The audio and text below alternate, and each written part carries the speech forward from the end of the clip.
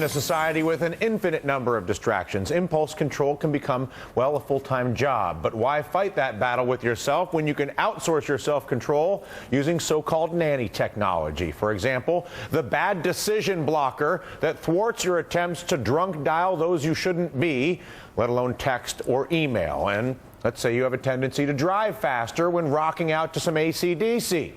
Well, there's an app that'll slow down your iTunes or shut them off completely unless you slow down your car.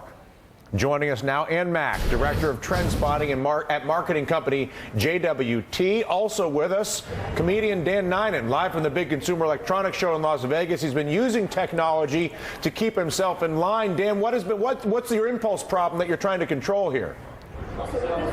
Well, the problem is that I get distracted and I have a lot of stuff I have to do. Like, I've got a book to write. I have an agent who's breathing down my neck. Like, where is it? I have to write jokes.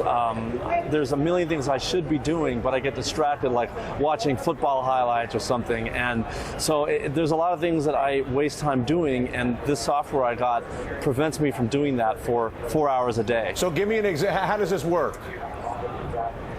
Well, it's a thing called Safe Eyes, and what it does is it puts something in. When you first load the system, it loads into memory, and it won't let you, unless you know the password, it won't let you in.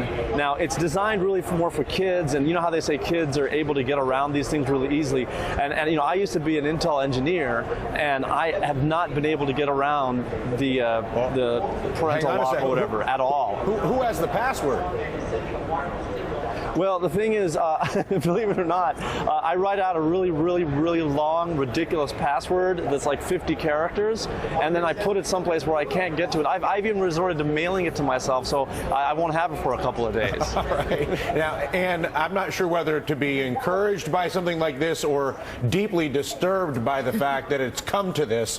How many different things, whether it's what happened, controlling how you behave in your car, or controlling how you use your computer system, how much of this technology actually exists right now? Well, more and more is coming on the market, and let's face it, we're beset by more temptations than ever before to overspend or overeat, or in this case, get digitally distracted. And as a result, we'll look to tech tools to help us exercise self-discipline. So you'll see more brands utilizing products and services to help us help ourselves. Again, what does it say about the state of humankind at this point that in order to prevent ourselves from doing whatever it may be, that we're looking to a piece of nanny technology to get it done? Well, I think it's kind of good news because we realize that the world is getting more and more complex and temptations abound, and we have this notion of instant gratification. I want that right now. But isn't that the problem? In other words, isn't the reason that we have the largest debt in the history of the world, we got a corrupt banking system, we've got all this corruption is because of the instant gratification? Isn't the reason we've kicked the can down the road and laid, I'm not going to lay a bunch of political nonsense on you, but we're sitting here in a corrupt country that's hugely in debt because of the culture of instant gratification? If nothing else, here's an idea. Could you get one of these for the Congress? I don't know, but maybe they should become more aware of it and utilize these tech tools to help them, exercise some self-control. You know what? We might have just turned a bad thing into a good thing, at least in my own mind. Dan, what do you think about that? Would this technology work with our legislature? I think that'd be fantastic, but I don't know what kind of distractions our legislature are getting into, but who knows? I mean, I think the whole idea of self-control, it's something I've tried to do myself, and I just haven't been able to. An email will come in that I have to answer, or I'm looking at flight reservations because I travel like 200,000 miles a year around the world.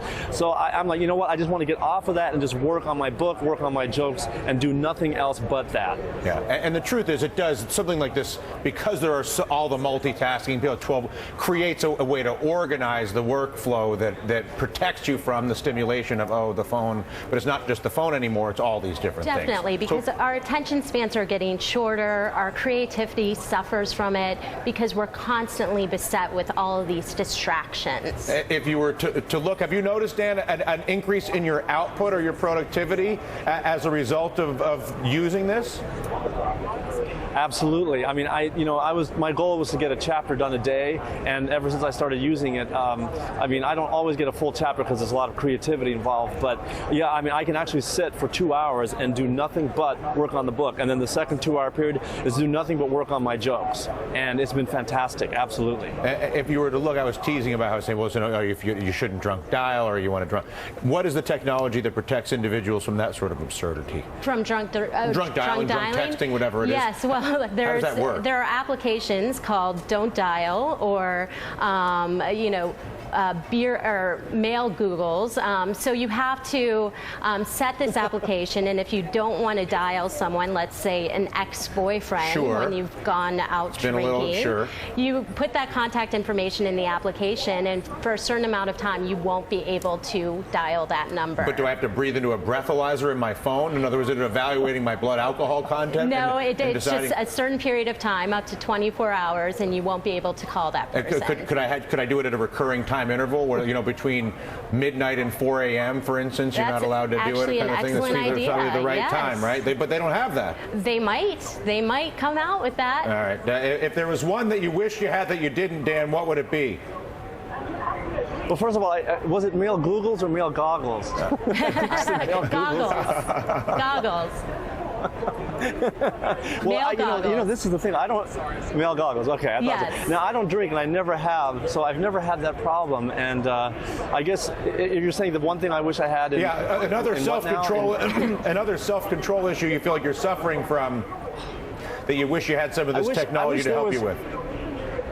Okay, I wish somebody would come and get me, wake me up, pick me up, and carry me to the gym and force me to stay there until I work out. I need that, actually. Do they have that? Not yet, but there are applications that can act as your coach. So you set a certain fitness level, and they'll coach you as you're running or playing a sport. But that's presuming that you're running or playing a sport already. Exactly. You need an application to get you out of the bed and by the back gym. of your neck. Yes. No, listen, it's a pleasure, Ann. Thank you very much. I think, again, I feel like I just came up with a great idea. I may be the only one, but I do think this technology for our legislature could be incredibly effective. Coming up on Hard, listen.